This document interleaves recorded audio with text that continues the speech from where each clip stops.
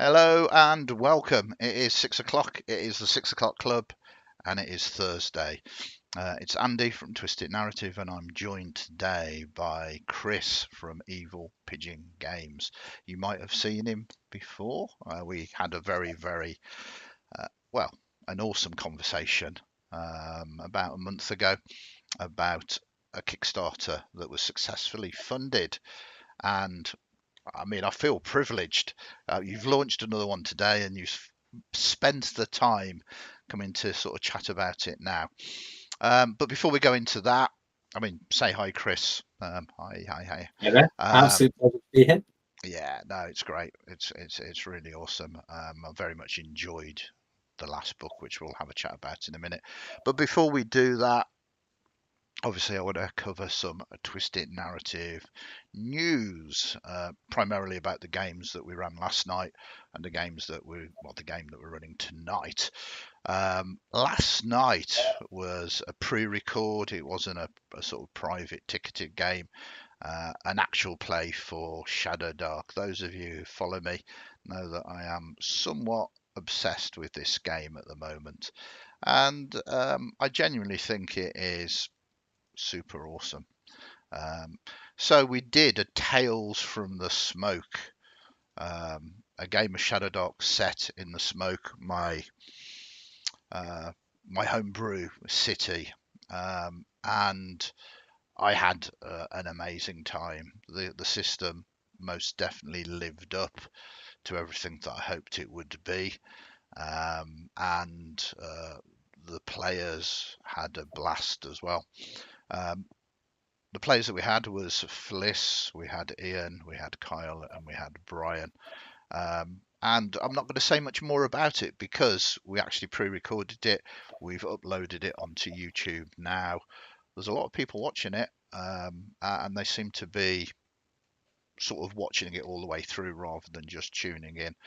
Um, yeah, go have a look at it, make up your own mind. To be honest, I'm getting I don't want to oversell Shadow Dark to you because just because I think it is awesome, you can start putting people off if you rattle on about something so much. Make your own mind up. I don't think it's going to replace any of the other games that I run, but it's certainly found a place in my heart, and I am going to run more games alongside all of the others that I do. So please go check it out. I genuinely think you'll be surprised and enjoy it.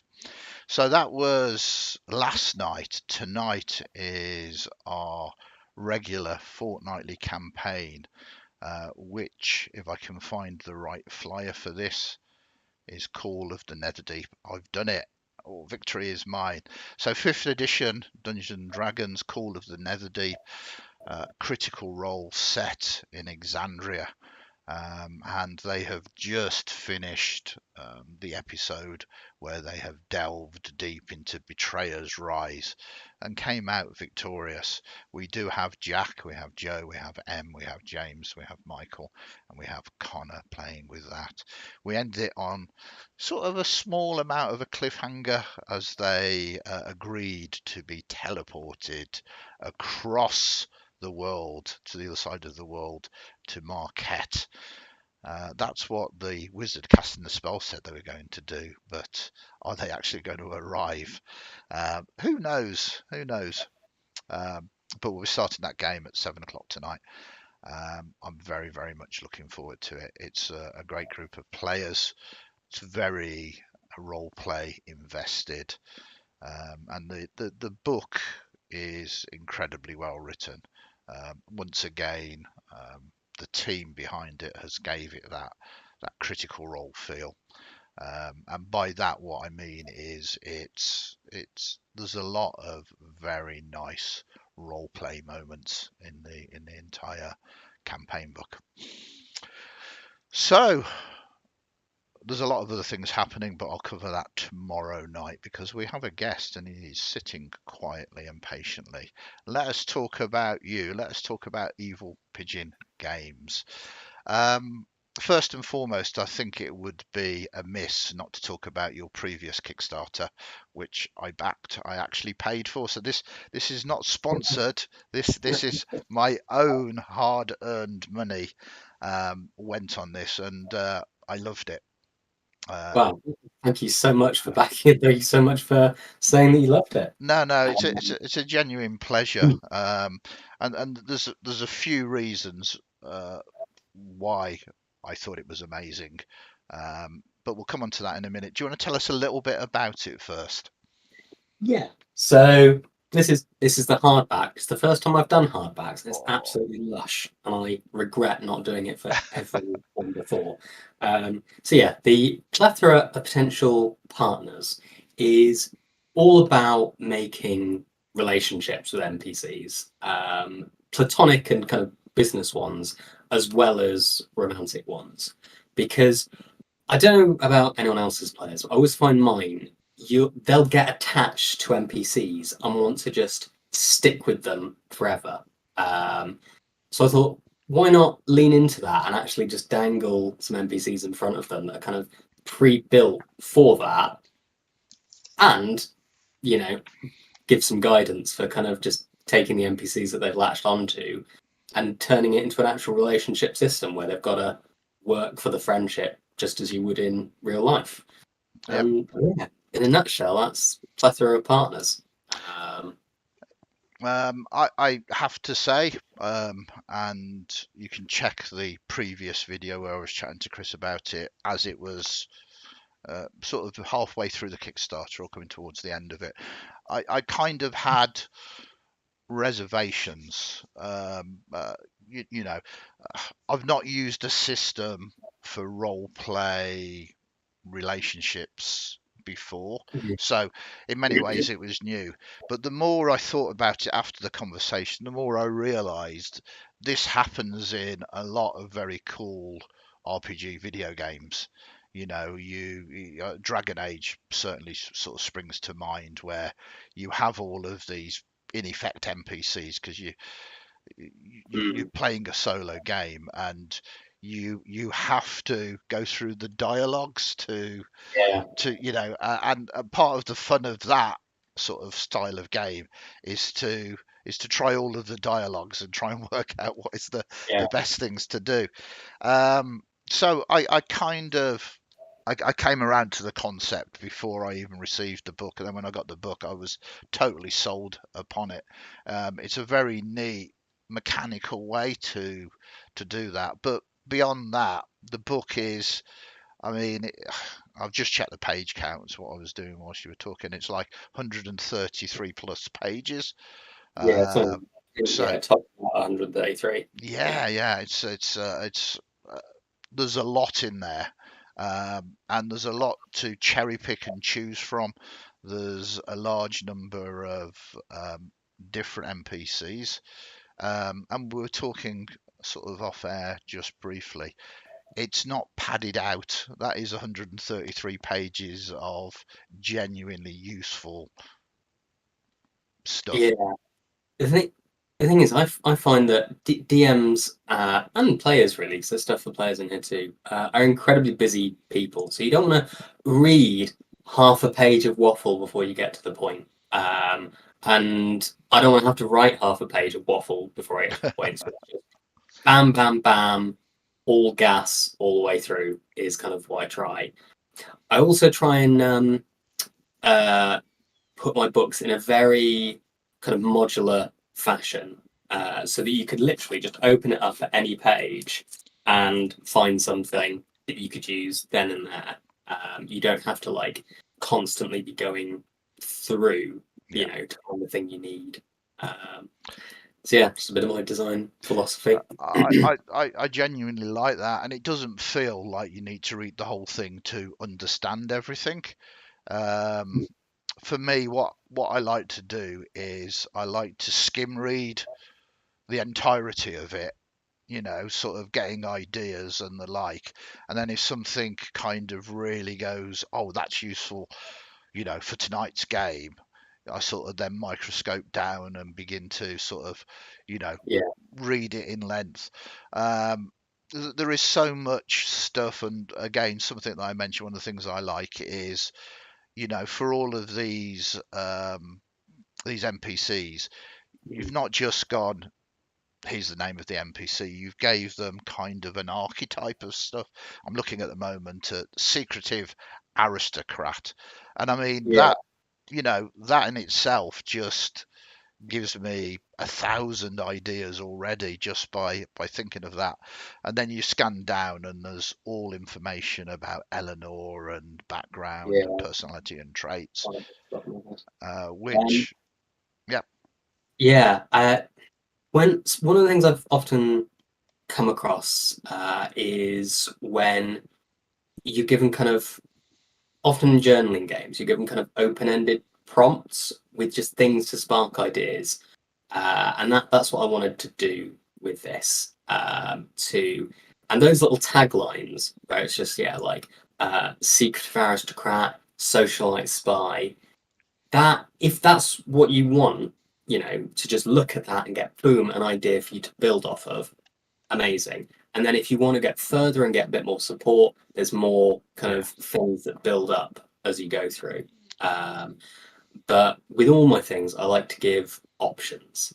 So with the one I'm doing at the moment, I don't say, oh, this is how crime and law should be in your world. I go, well, here are the different aspects. Answer these questions and build it up yourself. And here are the different ramifications. There's options baked into the whole thing. Absolutely. And just to wrap up, Plethora, which you can still get if you didn't kickstart it. We'll put a link into chat where you can purchase Evil Pigeon Games sort of books. Um, but again, you use photographs, and I love this. There is some artwork in there as well, but the photographs are beautiful. Um, Mm. very, very nice. And we kind of mentioned this before, but I think it's well worth mentioning again. Um, why did you choose photographs over? I wanted the people to seem 100% real. Yeah, Um, and I also thought it'd stand out because it's not something that's done very often. yeah, And I like each of my works to have a slightly distinct style. Um, so I did photographs for Tome of Witches and for Plethora of Partners. I'm probably going to move away from photographs yeah. for a little while, do something else. But yeah, I like each one to kind of have a distinct feel, and I thought photographs would make it stand out a bit. Mm, Um, yeah, and just be a nice little surprise. You open and go, oh, there's a real person staring back yeah. at me. And I have to say, the photographs are very good. You know, you're a third party publisher, probably don't have a huge amount of money to spend. But these photographs, they don't look like cheesy, and there's nothing wrong with cheesy LARP. They kind of look, off film sets. They look amazing. The sort of level of detail and the sort of the art direction of them Mm. matched with the archetype, for me, I thought was spot on. Did you spend a lot of time sort of trying to get that right, or is it something that naturally Um, comes? I kind of worked with some professional photographers and Yeah, models, and kind of mix of commissionings and things, yeah, and purchasing, rights to use some yeah, yeah, pre-done ones. 'Cause yeah, as you say, with being a small third-party publisher, I would love to have an infinite but sadly, it's not the case. So, um, yeah, for a few of them, rights were purchased to yeah. use some existing ones. But I mean, there's nothing wrong with that because you had to go out, you had to source them and choose them, and I think you've done a great job in the art direction of matching that. For me personally, mm, you look at it and it looks professionally done, but it matches the archetypes perfectly. And again, they say a picture says 1,000 words, and these definitely do. I could look at one of those photographs just, during an encounter of my game, Yeah. and you can start describing, like the druid, for instance, and you pick up on the details of, the feathers and the like. Um, and it makes the character come alive. I think they're absolutely fantastic. And I mean, what you could do at the table as well, because the photographs kind of resonate with me, is show your players the photograph. This is Yeah. this is who you meet. Everybody goes, that's not a picture. That's like a real person. And that with some of the photos, like particularly the Eleanor, the secret aristocrat. Hmm. So she's a vampire, Yeah. was one might guess. And I had another option for a photo that was quite obvious, but held back. So I was like, no, because the dungeon master might actually want to show the players, and that'll Yeah. give the game away.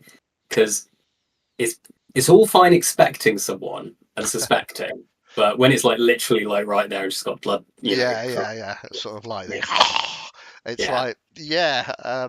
Quite often, when I'm choosing tokens for fancy grounds, you kind of have to go, I can't use that token. That token, yeah, like you say, vampires are one of the yeah. key It's ones, really.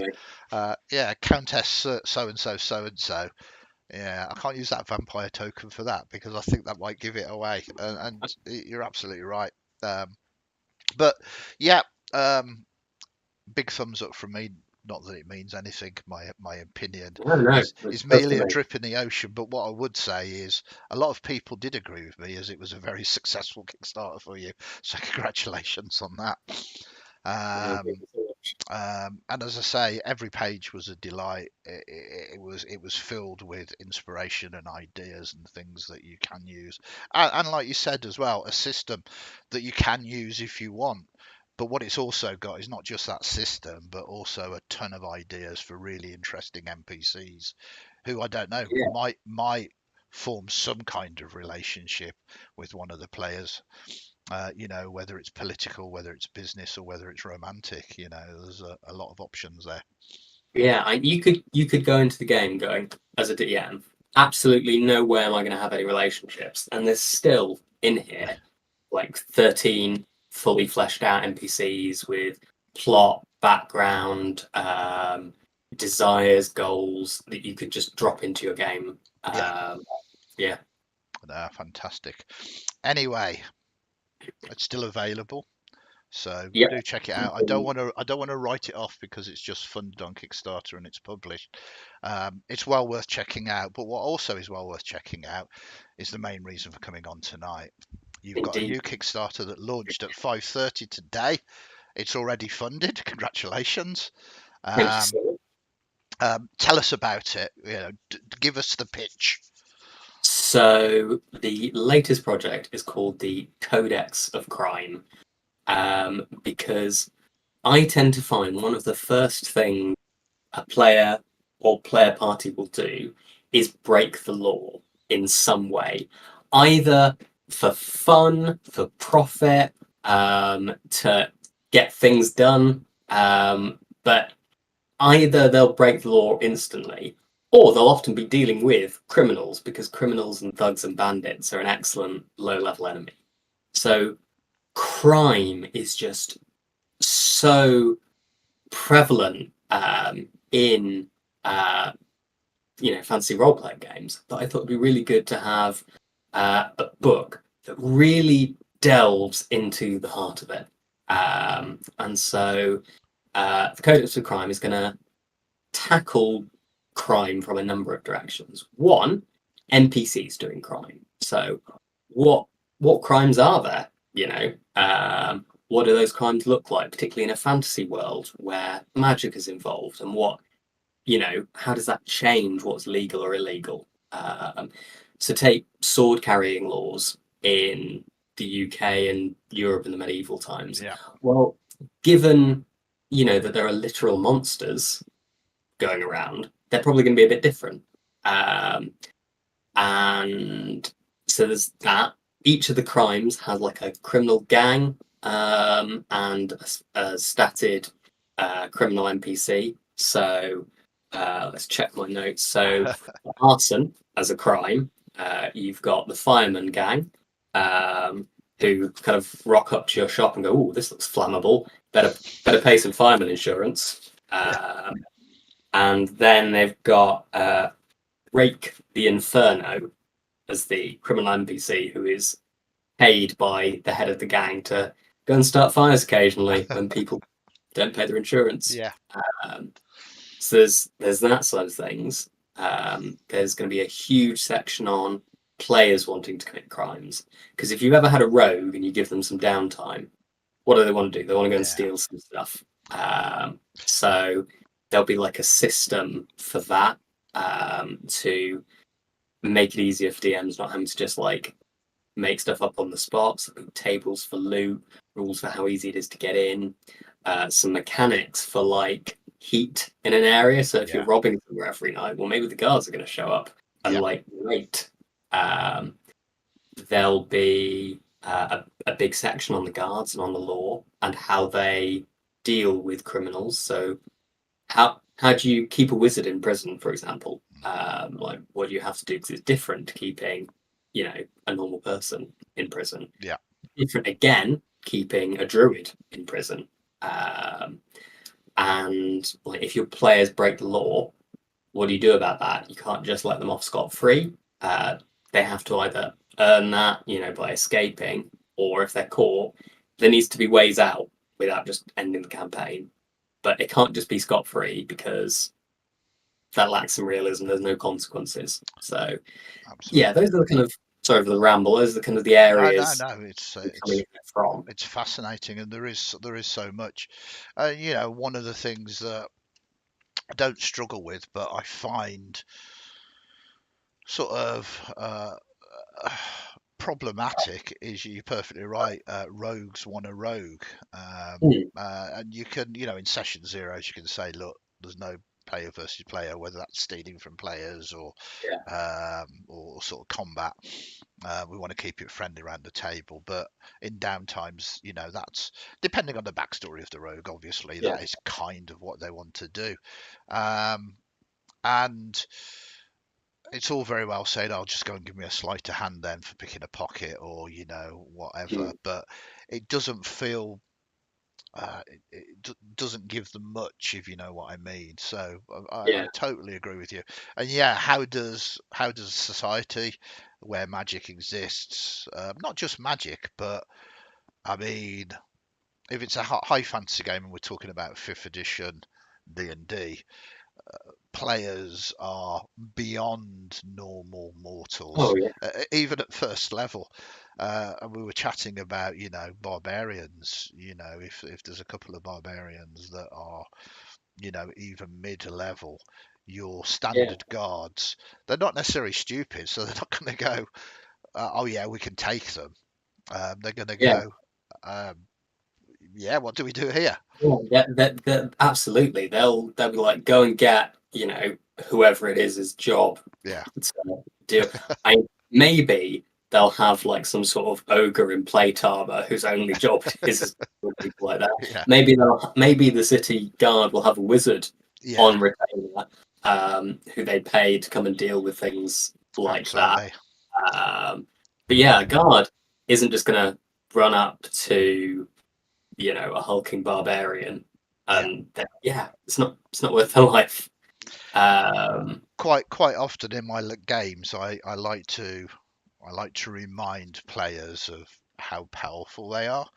And there's a number of times I've bigged up like a mastermind, spy lord or whatever, and they've finally sort of got to it, and then the barbarian hits him, and he's got like 4 hit points.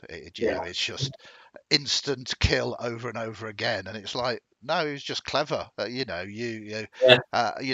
When they break out a barroom fight, if they're not pulling their blows, they actually can yeah, kill, because they are so strong and powerful. um so it is fun. I mean, maybe, um you know cities recruit other adventuring companies. Exactly. Just you deal with it, that they kind of your kind of people.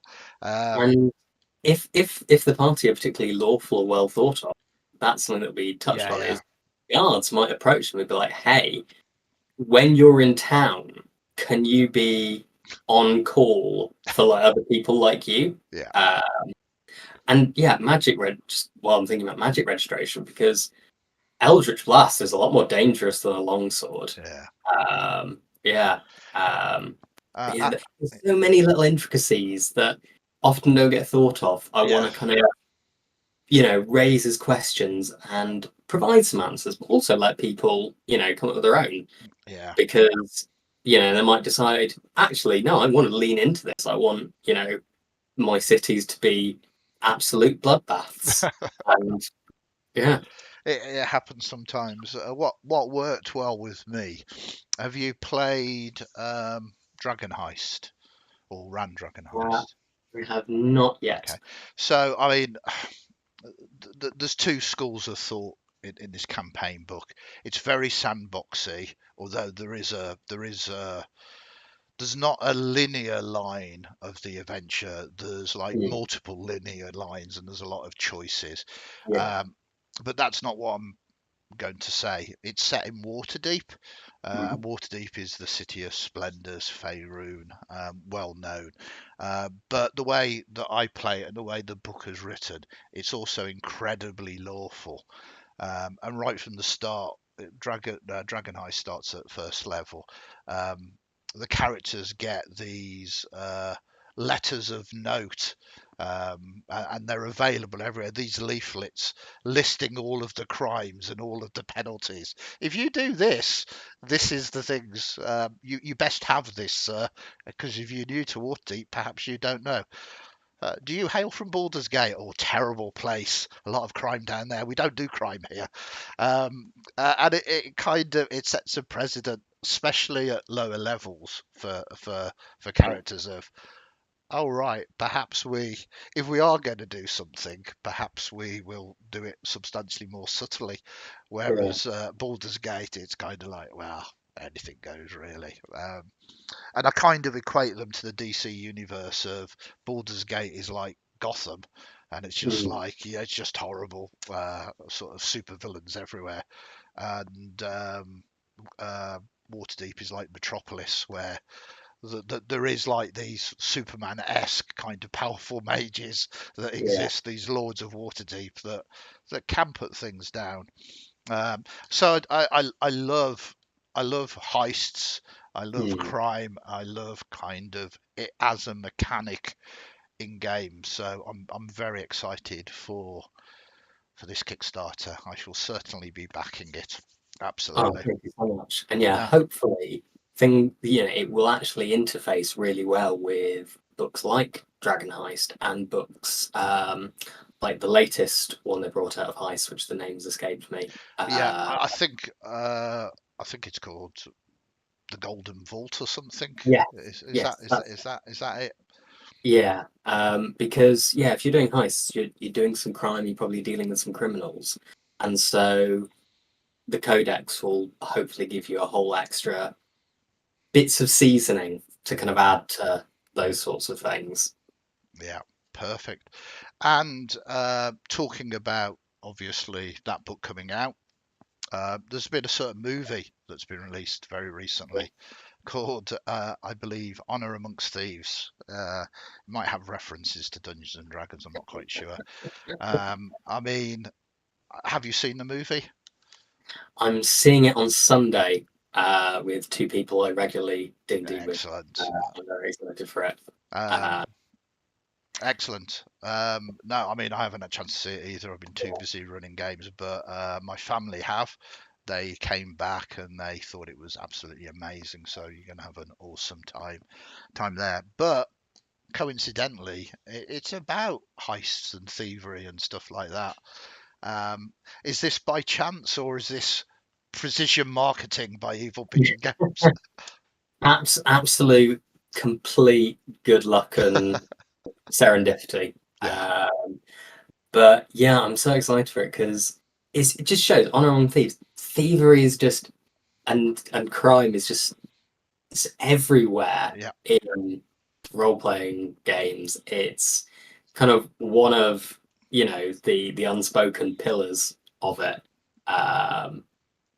Because if everything was just lawful and black and white, it'd be boring. yeah, There's got to be that kind of element of crime, either under the surface or like in Baldur's Gate, everywhere.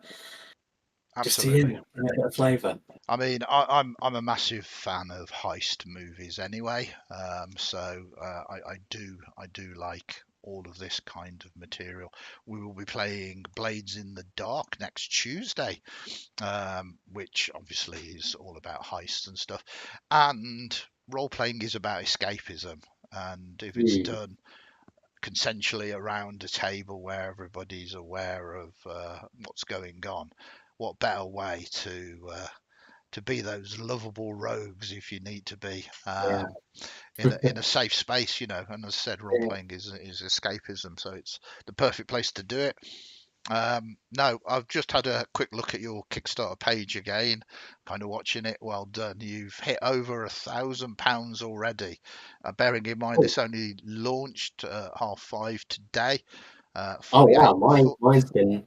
I've got it open in a tab. It's been updating Let me. since September. I'm That's just. that's I've just delightful. clicked refresh again. Yeah, you're doing very well. So, uh, funded over and over again. I can't do the math, but I mean, this is only a few hours into it. Well, it's only an hour into it, realistically. 48 backers so Right. far. Um, I Yeah, if any of my backers watch this, just thank you so much for helping this happen. no, no, Uh, it's a pleasure. You're welcome anytime, Chris. Seriously, I genuinely anything that I have on here, I want it to be a positive. I'm not. I'm choosing people whose work I really appreciate and like, um, rather than being sort of sponsored to say things. I want the club to be a club. I want it to be genuine. Anybody watching might think, oh, well, he seems to love everything that's on the show. Well, yeah, that's because I only mm, choose to invite people on the show that I genuinely appreciate all of the stuff they're doing. I don't like toxic sort of, I'm not mm, here to put people down. I'm not here you know, to get views or likes or subscribes because oh god, you want to see the way that he interviewed that guy who really kind of asked some really deep probing questions. No, we're here to have fun. If you're invited onto the club, and I don't mean you specifically, but it's because I genuinely like your company. I like to have a good conversation, and in your case, I love your work, and I think it's well, thank you so very much. well worth highlighting. I mean, I say that we have only a small amount of viewers, but everything counts, you know. I mean, and like I said earlier, we've got to start somewhere, you know. Um, Yeah, absolutely, and I'm happy to help out by being a guest, and I'm so delighted and honoured that you chose me to come on. Always a real pleasure. yeah, no. Um, I'm gonna have to get ready to run the game very soon. Cool.